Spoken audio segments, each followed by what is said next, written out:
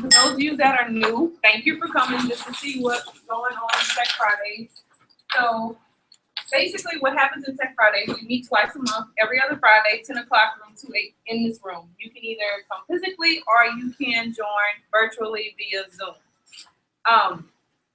We try to demo apps for you to use in your classroom to help with student engagement.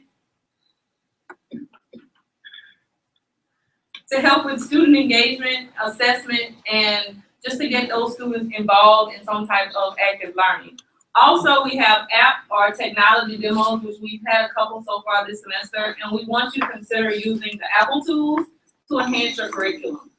In addition to that, in order for us to keep up with attendance and so I can stop having to have these sign-in sheets, once you sign up the first time, you'll be added to the Blackboard course, and we ask that you go in and just do a quiz that will confirm your attendance today. So it helps us keep a record, and also you need proof later on. You can say, oh yeah, they did come to session 1, 2, or 3, or no, we haven't seen them at all. So please make sure that you go in Blackboard after today, and you'll be able to complete the attendance quiz. And the code today is 3031.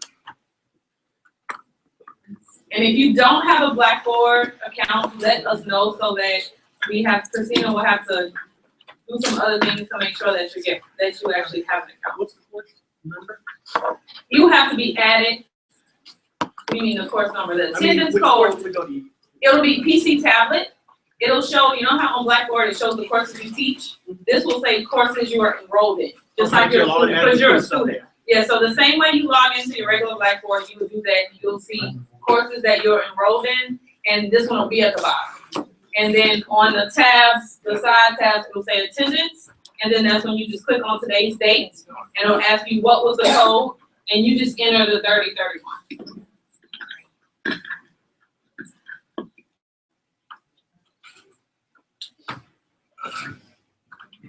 So again, today's agenda, we're gonna flip it a little bit due to some other obligations, but the attendance code is 3031. You'll get the test in Blackboard. If today's your first time, wait until next week, and then you'll be able to join the group. Also, we have an iTunes U course, which we'll do at the end of today's session. And if you have an iOS device, what I'll do is I'll just share the course with you. But we created an iTunes U course that lists all of the presentations that we've done, as well as all of the apps that we've presented. So if you missed anything, you can go back and see what the apps were and how you can actually use them in your classroom. We will have a short presentation on assessment and technology. We'll talk a little bit about live text with one of our live text consultants. We will have some Blackboard tips by Ms. Christina Brown, and then we have a couple new apps and technology to demo today, and also looking at some active learning strategies. Remember, our goal for this is not for you to take technology to replace what you're doing in your classroom. The purpose of this is only to help you enhance what happens in your classroom. So with that, we will have Ms. Christina Brown come up and give you some Blackboard tips on Safe Assign. Does anybody even use Safe Assign in their classes? Does anybody know what Safe Assign is? Have you heard of Safe Assign? Heard of it. Okay. There you go.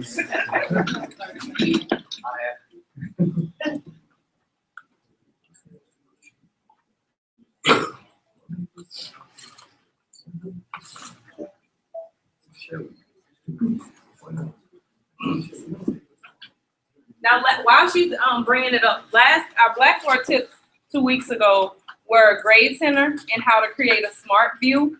So if you need a refresher on that, we'll post the links of the tutorial so that you can go in and look at the grade view and also the Grade Center and then the smart view. So today will actually help you as you assign those end of the semester reports, papers, documents for your students. Okay, good morning, everyone. From what Dr. Williams has said, some are not aware of what Safe Assign is. Excuse me. Safe Assign allows a professor to check for plagiarism of their students' papers that are submitted. They have a Safe Assign Direct Submit, so that if you've already assigned something and your students have submitted their papers to you electronically, you can do a direct submit, or you can create a Safe Assign assignment. So what I'm going to do is go into a course and show you how to set up a Safe Assign assignment. Once you've gone in, and I'm going into content here. Everybody in their Blackboard course will already have this link of content. Then I will come over to assessments. And if I start going too fast, raise that hand and say, slow it down some. All right, slow it down, okay. All right, so here under assessments, you will see the various things that you can create within your Blackboard course. We're gonna go to Safe Assignment. And with Safe Assignment, I will give a name, also how many points this will be worth. The due date, you will do that, but I'm not going to do it for this. Here, self-explanatory, give us some kind instructions for your assignment. This right here, please make sure that you have that done. Make the assignment available and click yes. You would set the display dates, and here you have draft, urgent checking, student viewable. The draft is where, if you check this, it is not going to be uploaded to various databases that the assignment will be checked with. The urgent check-in this is something that you need, urgently, immediately. All right, so here you can create an announcement if you like, and then you will click submit. All right, so once you have this done and your student has gone and submitted, you want to go through and you want to check. So what you'll need to do is come under your control panel, course tools, and come down to Safe Assign. And this is where I mentioned before about the direct submit. So I have in here with the Safe Assignment 3 assignments. I'm going to come here to the direct submit so that you'll see them. All right, here, this student has submitted 3 papers. And over here, I see matching 100%, 100%, and 13%. So this student named Christina Brown, I think 2 of her assignments have been completely plagiarized. So I need to see exactly what. So here you would have your report. When you click on that check mark, it will then come up. Yeah, Christina did have 100% matching here. And what it does is going to, Dr. Hall, you see this, huh? Oh, yeah. I use a example of what you had. Here, this is the paper that was submitted. And what you see highlighted is basically telling me, okay, every single last thing was copied.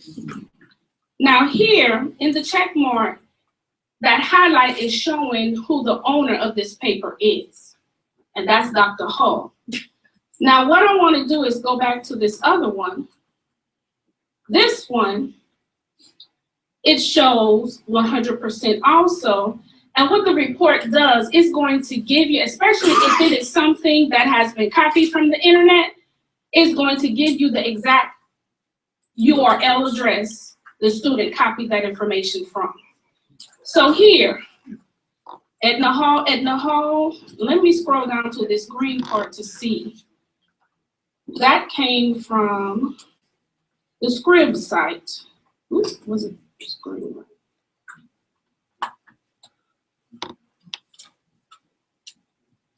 I think I passed it up. There. So this right here, so I'm going to click on that.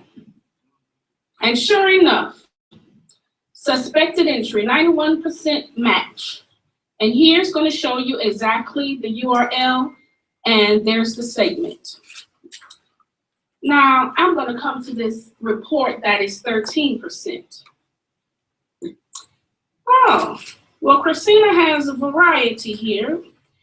It wasn't a complete match, but here again, it's going to list every one.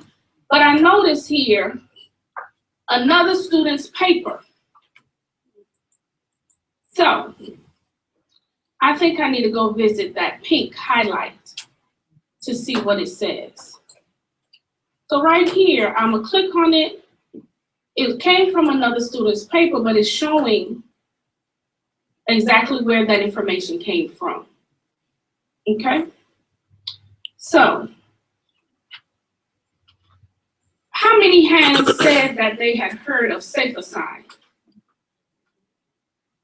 How many people are presently using SafeAssign? How many are going to start using SafeAssign? Oh, wow, awesome, awesome. Okay, so that is what I wanted to show you about. So you compares the other entries from the other students too, as well as the internet. Yes, yes. Let me make sure I understood what he asked, because I think it was the same question I was gonna ask. I was just asking, it looks at it, so if they copy from each other the paper, it will pick that out. That's Not- Right, it's gonna say another student's paper, and then when you go to it, it's gonna show, okay, well, this is the same phrase that was in this other paper. Any other questions? Does it show which student submitted it first? Well, you will be able to tell that when you see, right, when, the timestamp, yes. Yes, sir. I noticed yours showed the name of the person. The latest version of Blackboard dropped the names through because of that for, it just says another student. But last year, it actually said the student's name. And I would call in too, who submitted this, who did this report, James or Susan? And I could tell by who submitted it first, but I still don't know who submitted. But what I also do, I open up the properties in the file and see last printed, last edited. Right. I'll know who was the author of it at that time. So, and it does, like I say, it will search the internet, it will also search the class. I don't know if you're going to mention the direct submission. That is the direct submission. I do that. That is if you have a paper already submitted. You'll come here, you can do private or share. And you will submit the paper here, upload it. Here, you can submit it as a draft, like I said before. With doing it as a draft, it's not going to be uploaded to that database.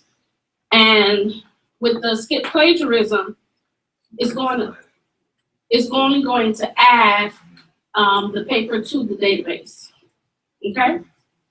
And that way, with doing the skip plagiarism, you'll be able to see if that comparison also. So when If you've forgotten to do a SafeAssign assignment, or let's say that midterms were last week, and let's say that you had a student to submit a paper.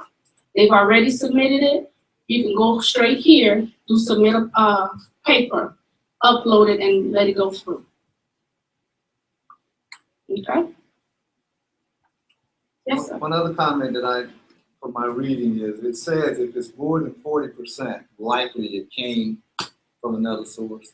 At times I use templates, so it's gonna say, each student uses a template, that's gonna count as part of that percentage. So I have some that are higher percentages, but all had to use the same template. Had to have the word that says introduction, had to have this discussion. So it counts those things too. So I do, when it's more than that, I click in and look and see what is it saying that was matched. Because it may be the title. If everyone submitted a paper with the same basic lab report title, Right. it counts that as a percent. So I don't totally go on the numbers, but I got you. I had a student also turn in a paper from a previous student of a previous semester, year. And I'm like, okay, where did this come from? And I'm looking at not just 80% match.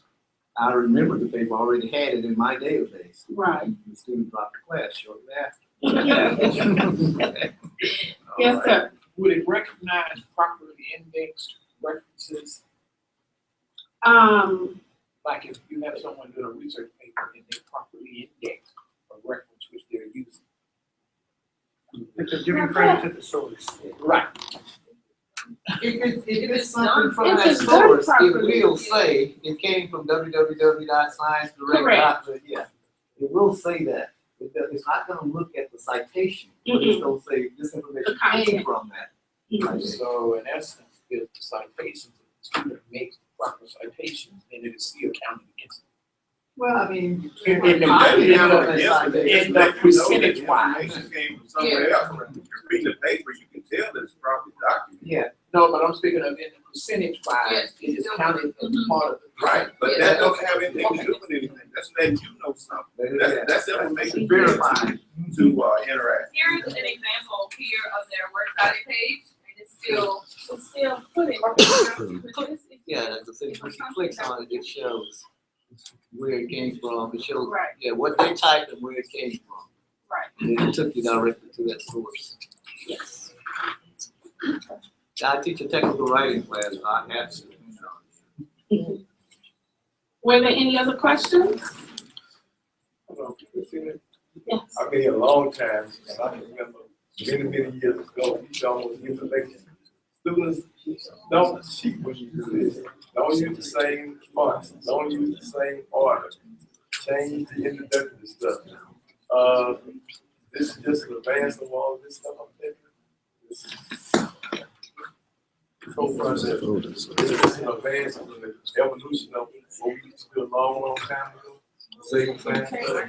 Well, yeah, it helps the process of knowing if a student, basically copying information, or they really just sharing their own thoughts and in their Christina, mind. do you know if someone has a question that the workshop paper is written in a foreign language?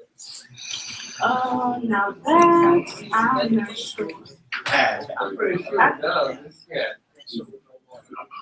I'm pretty sure if they come search the internet, that page is out there. They'll probably go to that website that is in that. It will do PDFs also, not just Word documents.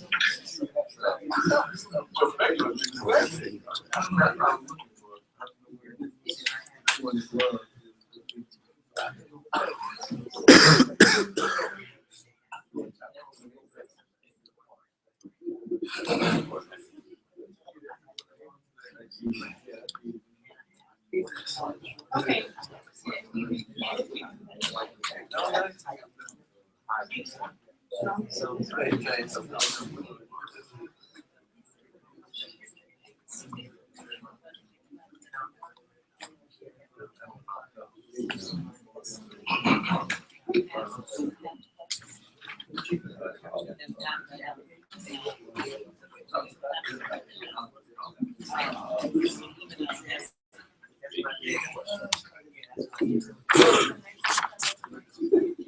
This one, you have to sign.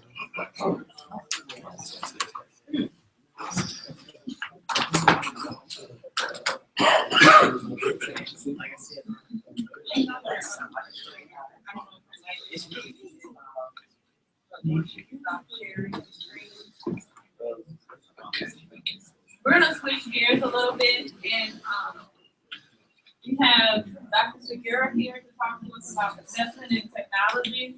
And we also have a representative or consultant from LiveText. So she's gonna share with us some new features that are coming for LiveText. I'm sorry, thank you, President. It's right.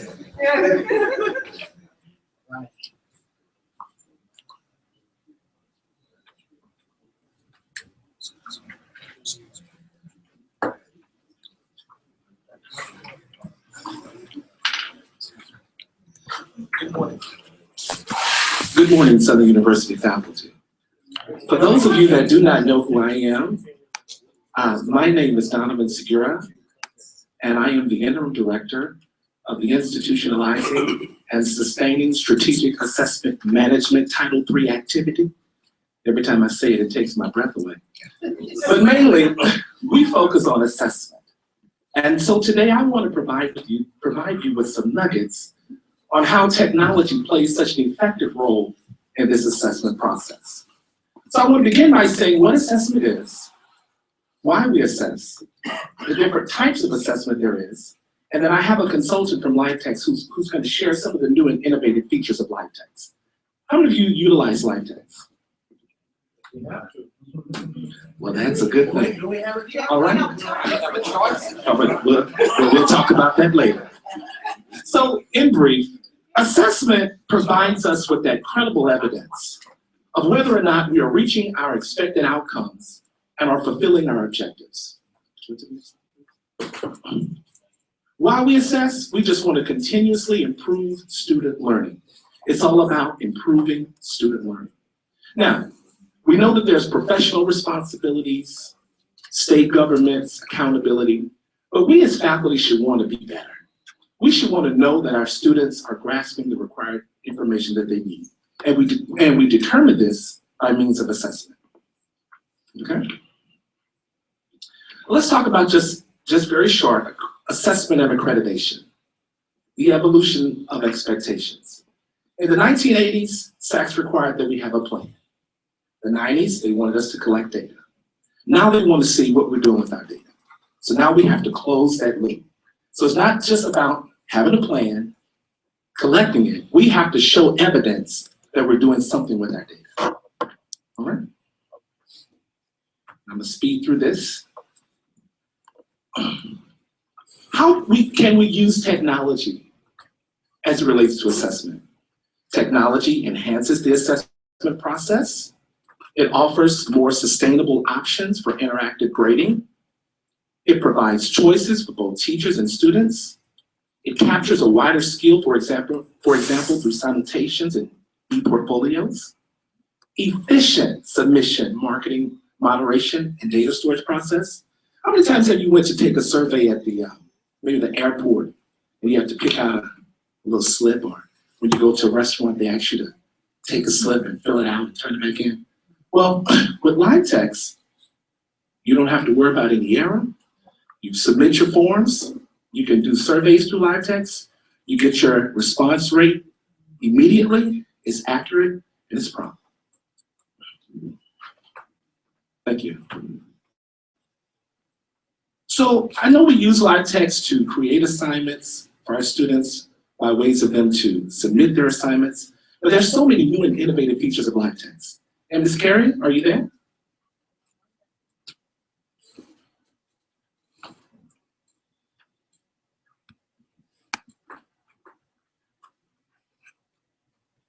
Is she there?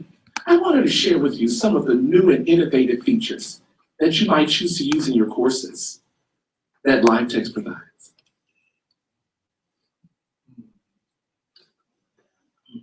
Are you there? Can you hear us? Just give us 1 second.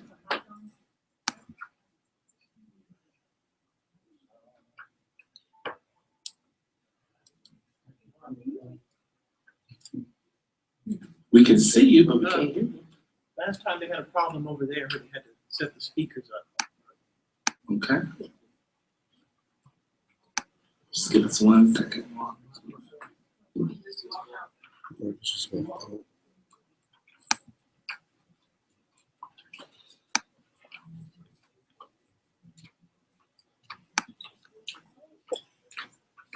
While we're waiting for her, on March the 30th, all faculty will receive an email from FESI. Has anybody ever heard of FESI or NESI? It's a faculty student survey of engagement. And we want to know any person that taught a class last semester. We want to know about your experiences in teaching your course. So how many days a week?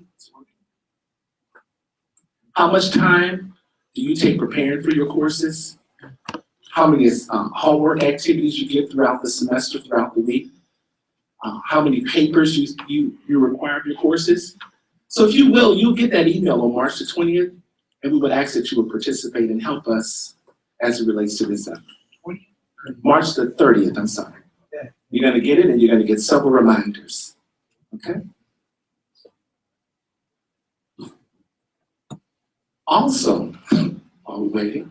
April the 24th, we're going to be having an assessment and collaboration day at the Embassy Suites Hotel in Baton Rouge. We want every faculty member to be there. We're going to be talking about assessment, collaboration. I'm sorry? What's the date? I'm sorry. It's April the 24th. It's on a Friday. Okay? We're going to have good food and good information. Several of our faculty, Dr. Wafer is going to be presenting about e-portfolios. Dr. Harrison is going to be presenting about field experience. She may. Ms. Deborah Tinson will be talking to us. It's going to be different faculty just showing what they're doing with live text. And we all want you all to be a part of that. Okay? All right. So hopefully we can get on.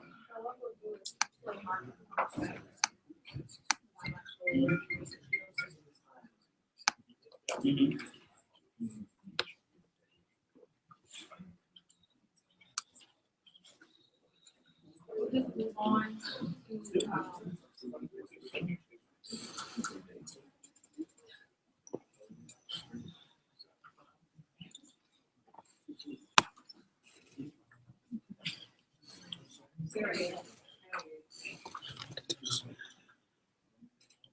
See if it works.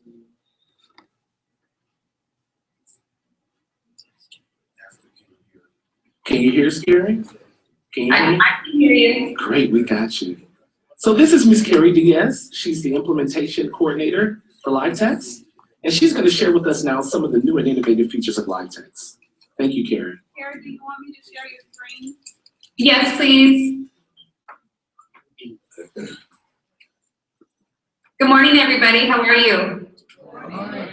Yay, you can hear me. Good. Thank you, Donovan. You know, working with everyone on campus has been a wonderful experience the last couple of years. And as Donovan mentioned, we are going to be on campus actually next month. And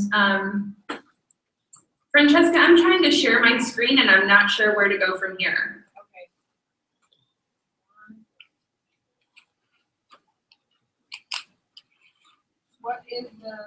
What is Because right now I'm viewing your screen. Can you share it now? Let's see.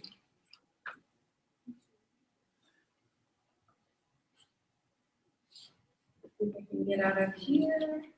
There we go.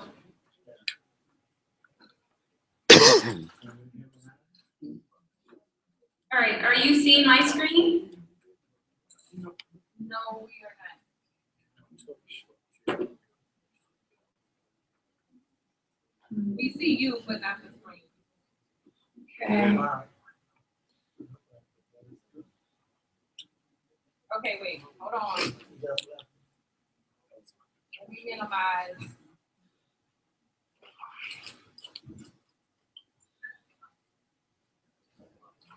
Much of what Donovan had started off his presentation with information-wise, you know, keeping the end product and goal of continuous improvement, right? We hear that phrase and we know it's something that we repeat with one another on a regular basis. But what LiveText really wants to make sure that we do for faculty as well as administrators and of course students is to make the use of technology for your benefit, for your assessment benefit, for your saving time benefit. And so what I'm showing today is our features that have been available in LiveText for the last year. And we want to coordinate with your student information system administrator and your learning management administrator. So I have been in recent contact with Dr. Wiggins, who is going to collaborate with me to make sure that you have these features coming up. So I wanted to go ahead and just kind of briefly run through those. Are you able to see my screen yet? No, we aren't able to. Is it you think it's something that I'm doing? It has to be because I don't even have an option to show it here. Okay. So it has to be in the tool there on your end.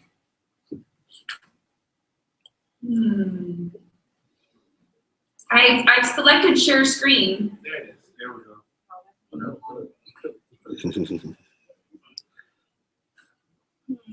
So you need to make, or am I the host? Yes, you are. And then So I should be able to share what I'm looking at.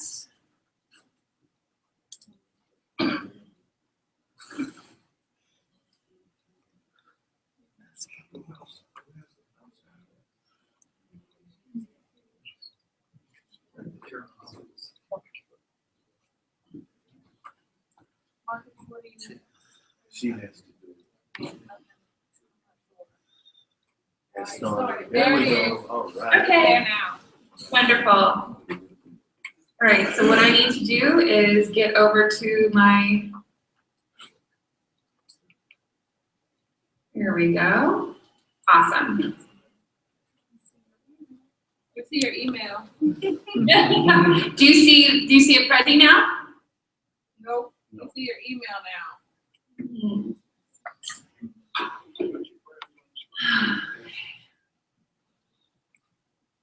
Just email it to me.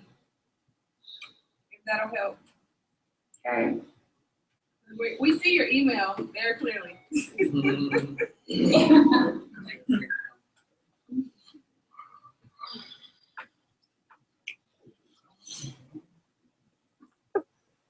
Okay, so what I'm gonna do is I'm just gonna go ahead and talk because I don't wanna waste any more time. But one thing that I have talked extensively with Dr. Wiggins is what we call automated integration, which incorporates all of your, and I've actually talked with Mellieon-Williams as well about this, incorporating all of your course catalog, your student roster, and your student demographics into your into live text. So currently you do have that, depending on the courses that you're teaching, have that capability. But what happens is Christina has to make sure all of those are complete. What having it automated will do for all of you is it'll be there on a consistent basis. You'll have accurate student rosters on a regular basis. I'll ask Dr. Wiggins to make sure that that runs on a nightly push so that especially through your add drop period, that you have the most up-to-date roster available.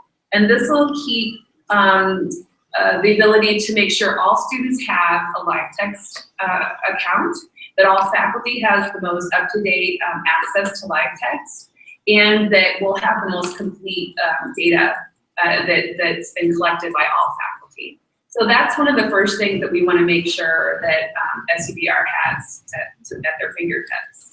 The second thing I want to highlight is alongside that is having integration with your Blackboard, and that's the LMS that you're currently using, correct? Yes. Yes. All right, so what having that direct integration means for faculty and for students is it's basically a one-stop shop. So what will happen is I will work hand in hand with the LMS administrator. We'll make sure that live text lives within the frame of Blackboard. That way you have one place to sign into, you have one place to access your courses, and those of you who have key assessments with assignments in your course, it's a matter of creating that assignment as well within live text, connecting it to Blackboard through the assignment URL. And once your students then log into their Blackboard account within your course, they click the URL that is in the Blackboard assignment. It takes them directly into live text within that Blackboard window. They complete the assignment and submit it. And what this does is not only gets them directly into into live text, it also creates that grade return link. So anything that you are doing in live text that you also would like to assign a numerical grade for, it automatically sends it back to your gradebook. So no longer do you need to make sure that you've logged into Blackboard, create the assignment, and then log into live text and create the assignment, and then track those outcomes to put into your gradebook. It all happens seamlessly. So we're working at getting that set up in the near future. And of course, I know that Donovan had referred to e-portfolios. Not sure how often that technology or that feature is utilized by you in your assignments and in your courses. But I also want to remind you that live text can be utilized on a non-traditional course. And we use the word course kind of in quotes because it's the terminology that we use to describe the groups that happen in live text. But you can turn around and use live text for, say, tenure track or professional e-portfolio development.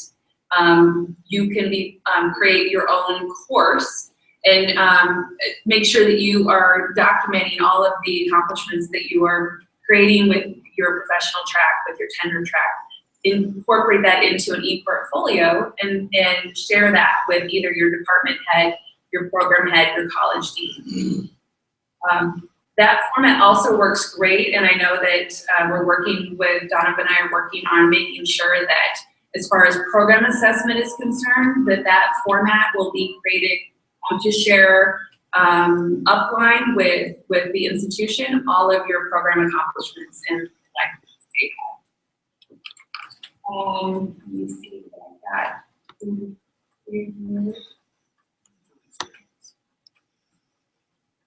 So one of the major things that we want to make sure that both faculty as in live text is the cloud feature that we have is in your file manager. So under your tools tab, both faculty and students have a file manager that is an unlimited cloud storage. So those of you, and actually if you notice when Donovan started up his PowerPoint, that's how he accessed it. So he can store anything, whether it's live text related or not, that is something that is at your fingertips for free. So if you have I know when I was teaching, I taught higher ed for 4 years, I have probably 5 thumb drives full of presentations that were really large files. The unlimited amount can be sent and stored in the file manager in your live text account, as well as making sure your students know that whether it be images, PowerPoints, PDFs, Excel documents, Word documents, everything can be stored in their file manager. Whether they need it for live text or not, it's always there. We have a direct integration with Dropbox. So if you already have a Dropbox account, you can see that your file manager and everything can be shifted between all 3 accounts. No issues there. And the last thing that I wanted to highlight, and I'm not sure how many of you already utilize this, but your third-party assessment. So within each individual assignment, you have the ability to assign whether it be anonymous, or if you would like students to know who you can have third-party assessment through other faculty or administrator. So that's a tool that many don't realize they have at their fingertips, whether it be at the course level or at the institution level. And it's very easy to make your students' work either at the portfolios, your senior capstone assignments, all the way up to program assessment. So using a technology, as you know, and that's something that nowadays as higher ed instructors, we can't go without. And so live text, which has been well established on campus there for SUBR, is something that we want, both Donovan and I are gonna work to making sure that this is an easy access tool for all of you. Thank you, Carrie. No problem. Thank you, Karen. Are there any questions, comments? Yes, sir. Donovan, I've just finished doing an assessment ethics out of the business. Yes, sir. And perhaps you can help me. Okay. So I'm saying I'm going to do my midterm exams, part of the college business ethics assessment. I'm going to do a live text assessment. I want Karen to hear you as well. I'm going to do a live text assessment as a bonus, 10 bonus points toward the midterm exam. All right, so I give the midterm, I set the live text assessment up, And then all of a sudden, I'm getting, we cannot get the codes from students. Oh, I'm We glad. paid for I'm glad you said that. tuition, but I've been here 5 years. Okay. I tried to even buy it with my debit card, but they won't accept debit cards, they don't accept credit cards. So I have issues with it, I can show you here. So I'm wondering, what should I be doing with these students who are saying, I want my 10 points?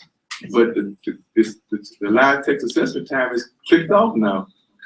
And I'm trying to say, well, I want to give them your 10 points, but the whole point that we made to you was it has to be done through live text. Okay, let me respond to the best of my ability.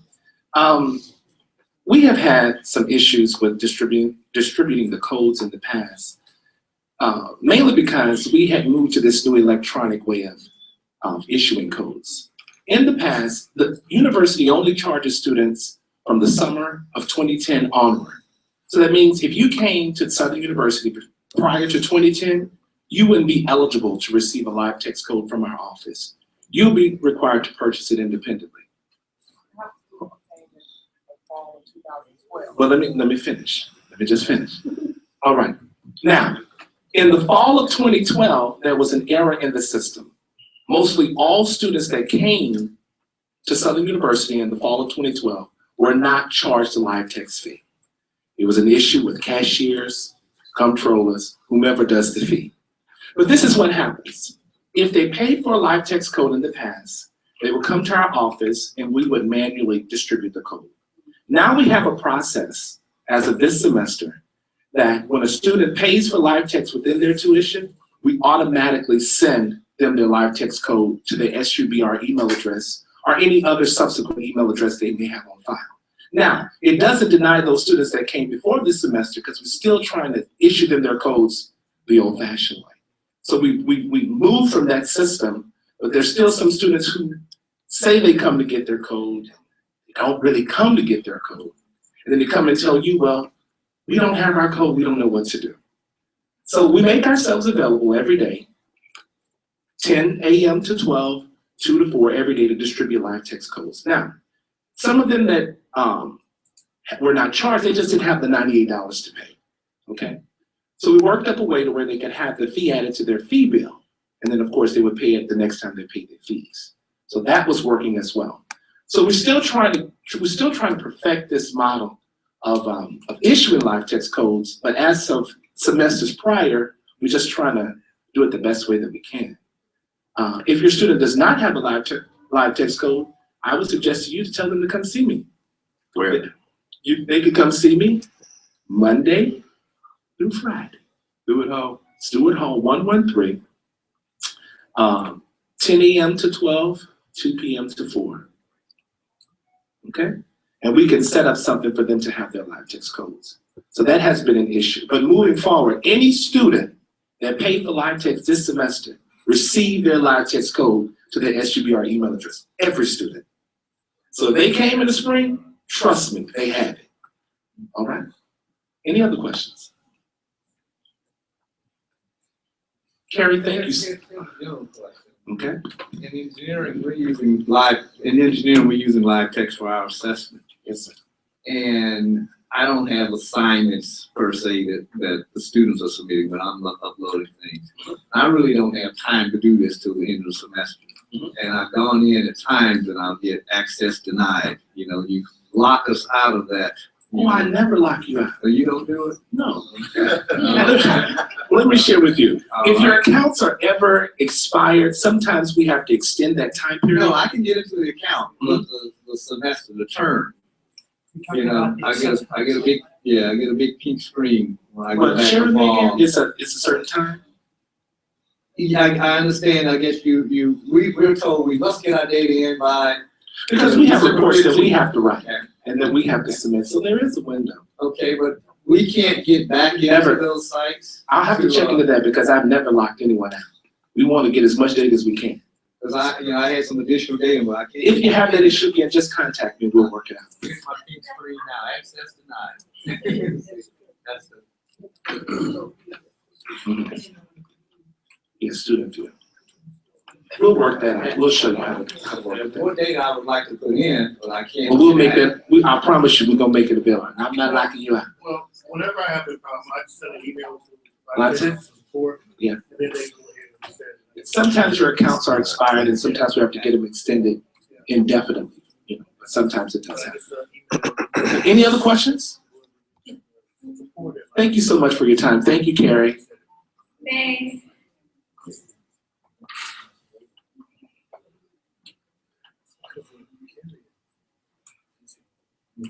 Okay,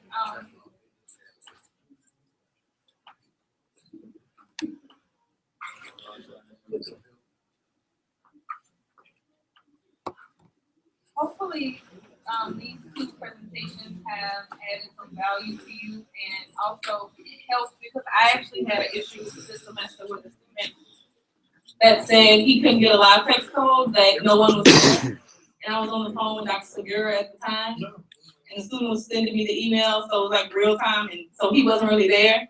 So just check sometimes, because we know students sometimes, but if there are issues, we solve that one student, we solve that immediately. As we move on to the last thing today, I'm not gonna hold you too much longer. I wanted to share a new technology tool with you, and we're gonna play a game. The name of the technology tool is Kahoot.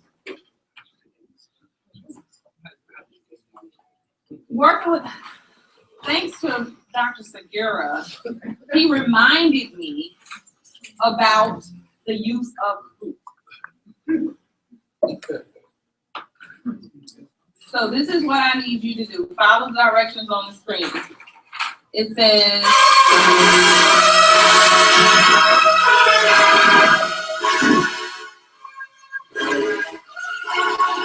so what I need you to do is follow the directions on the screen. At the top, it says, join at Kahoot it.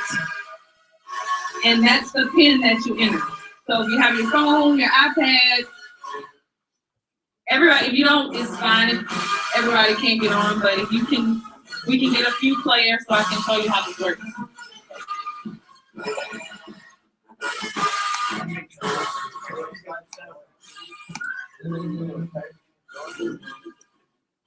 So you join at Kahoot.it. Just type that into your search engine. And then it's gonna ask you for a game pin, and you enter the number, and then you press enter.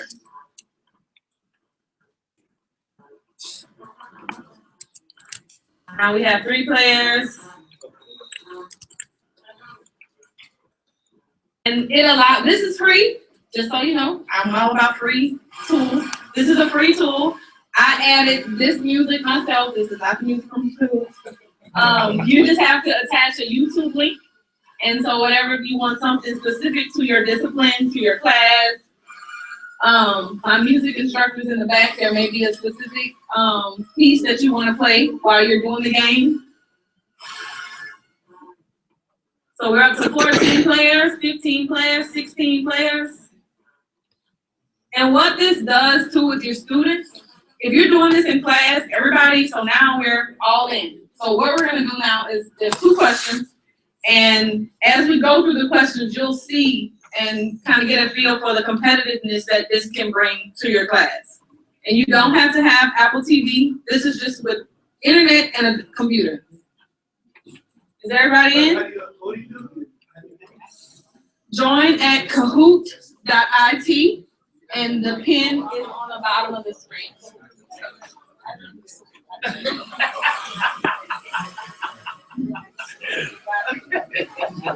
No, it's not an app. It's Kahoot.it. It's not the thing at the top.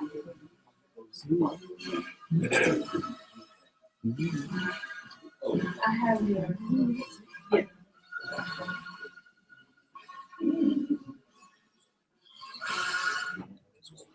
So is everybody in for the most part?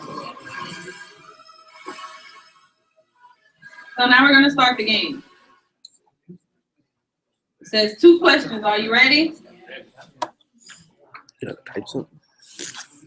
Question 1 for 1,000 points. Is SU Digital just about free iPads? 5, 4, 3, 2, 1. Time up.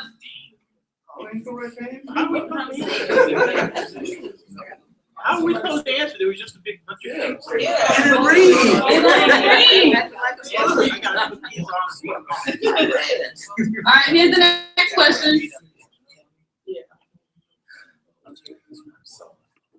Remember, anybody remember the passcode off the top of their head? 5669182. Which of the following is not an app? Socrates, Late Night Labs, Explain Everything, Anatomy 4D. That's not an option. 3, 2, 1. It's 11 o'clock. The answer is Late Night Labs. So, scoreboard, the leader is Tanya Rose with 1675. So again, this is just something you pop in during class and you see how y'all got really excited. So just something else to use to help your students to get them more engaged in the actual activities. So to set up the account, it's a free account. You just go in and you can make it a public Kahoot or a private Kahoot. It depends on you if you want to share it with the world. I didn't, I just did it for this. And then you determine how long you want the questions. I think I did 20 seconds. You can do 30 seconds, 40 seconds. It's up to you how long you want the questions to show. You can even say if you want the leaderboard to show with everybody's name or you don't. But I think it's more interesting if you see the leaderboard, because if you notice when you answer, it said you're in first place, you're in second place. Did you pay attention to that when you're actually doing your answers? So it kind of gives them an idea of where they stand with the question. Could you do a group? Could you do it as the group could, if you put them in a group, then you would just assign a group number, and then one person, they will just have to answer one person from that group. So yeah, definitely.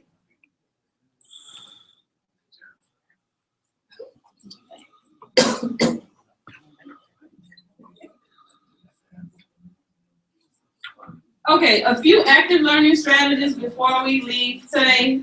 Jigsaw, which is basically if you have an ordered activity, like something that goes in a process, you can scramble it using PowerPoint, or even to make it low tech, you can bring in sheets of paper and give everybody just here's all the pieces, put them in order and make it a race.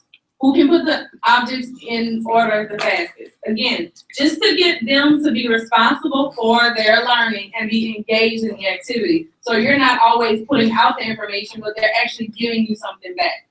Another thing is the 1 minute paper.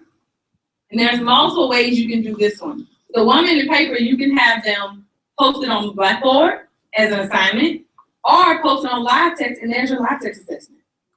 So it takes them 1 minute, or you tell them 1 paragraph, but again, it gives you instant feedback, so you don't wait until after the exam to find out if there are issues with the content.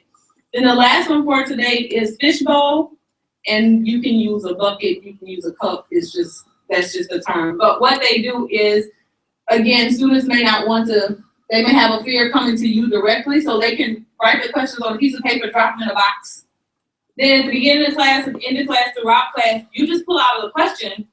Okay, for me, it's biology is my background. So for me, it would be, okay, someone doesn't understand homologous chromosomes. So I go back and go over homologous chromosomes, then pull out another question. And what this does is things that you may not realize that they're confused on or they don't understand, you find out, and so you can address those concerns at that time. Any questions?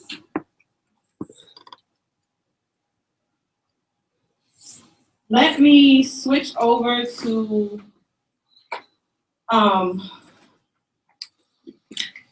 the iPad, and I can show you how, for those of you today's your first day, how to connect to iTunes U.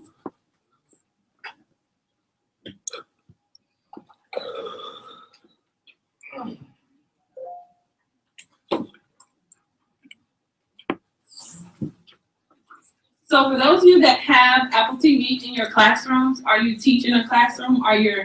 You will soon have Apple TV in your classroom? Presenting from the iPad is quite easy.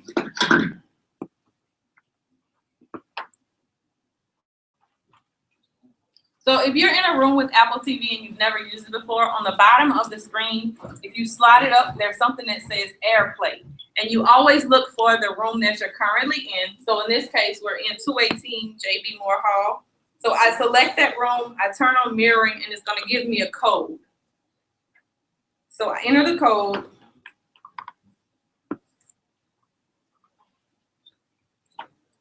And here is my screen. So on your iOS device, whether it's iPad or iPhone, there is something called iTunes U. And what we've done is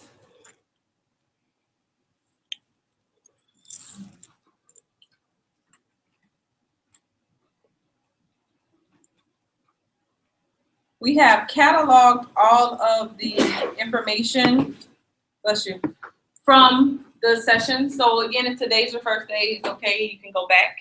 And you'll see details, required for participation, notes, and these are all the PowerPoints here that we've shared. The apps are then divided into productivity apps. So you have Blackboard Mobile Learn, Blackboard Grader, Evernote. Photon is an app that allows you to use Flash on your iPad, because if you know, iPad and Flash are not friends. So if you download the Photon app, there is a fee. There is a fee, but if you download that, you can still get Flash. And there are a number of other apps that allow you to get Flash on your device. Then with student engagement, Socrates, which we've used a couple times, this one is also free. The students can log in from their phones or their laptops, their iPads, and you can do it from the computer. You don't have to use an iPad. There's the Brain AR app. Top Hat is also another student response system, and we'll probably demo that next time because we're pushing close to the end today. But it allows you to, again, get that instant feedback from students anonymously so that you can address concerns in the classroom. This one, however, does have a cap. You have to have less than 30 students. So if you have a large class, you'll have to create those groups and maybe have them answer in those groups in order to get the questions, you know, to get them to interact. And again, that group or collaboration work, that's another form of active learning because it's forcing them to communicate with the person sitting around them about the concept. Then we have open education resources, a list of those, which we'll focus heavily on. We want you to consider when you start to look at textbooks for next fall, consider looking at open education resources or digital textbooks, because sometimes with a digital book, you can get a cheaper cost for your students because, again, we know it's highly unlikely that our students buy the books. In some areas, they just won't. So try to consider that digital book or a open education resource book that may or may not even have a cost to it to help with the content. Then I added a new section on I think it was last night at 9:20. Articles, and there's a new article out of, can't remember the organization, but 5 reasons technology should be allowed in the classroom. And it goes through it and it gives you reasons why these are the students we serve. This is the generation they're in. So we have to figure out a way to use what they know to help them with the content. So if you have a device and this is your first time, I can share it with you. If not, and you need to log on to the course, it will be in the PowerPoint that gets posted so that you can go in and log on to the iTunes course. Any questions, comments, suggestions, thoughts? This was another one. Any questions? If today was your first day, please make sure that you sign this so that we can add you to the list, to the group, so you can get the emails, updates, and additional information. Just a public service announcement, we are currently out of iPads. Hopefully we will have some more in before the end of the semester.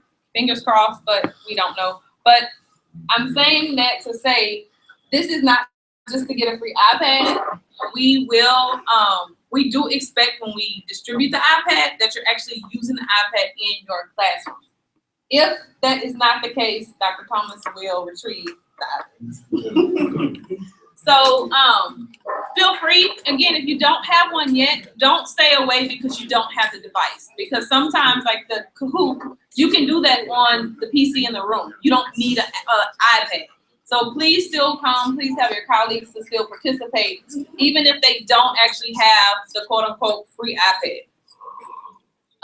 Our next session, if we stay on schedule, is actually Good Friday, but we know school is closed. So then the next week is spring break. So then our next session isn't until April 17th. And I'll send out an email reminder just like I did with this one, just to remind you about, at any time if you have questions about technology, Apple TV, apps, how, like, okay, I found this app. Can you help me use it in my class? Like, what do I even do with this? How does this even engage my students? Send me an email. We'll come out, help you set it up. If you have questions with Apple TV, we'll do that as well. Whatever it is that we can help to academically enhance technology in your classroom. The Kahoot was on all types of cell phones? Yep. All types. And most students have smartphones, so they can do it straight from their phone. And even if you want to do it and you're not sure about the first time, just let me know and I'll come to your class and I'll do it for you the first time so that you can get it and they can get it. So don't feel like, okay, I don't know what to do with that. Just let me know. Just let me know and we'll schedule it. Y'all have a great weekend and that's all I have. Hey, I've been telling students for 20 years, put your cell phones up.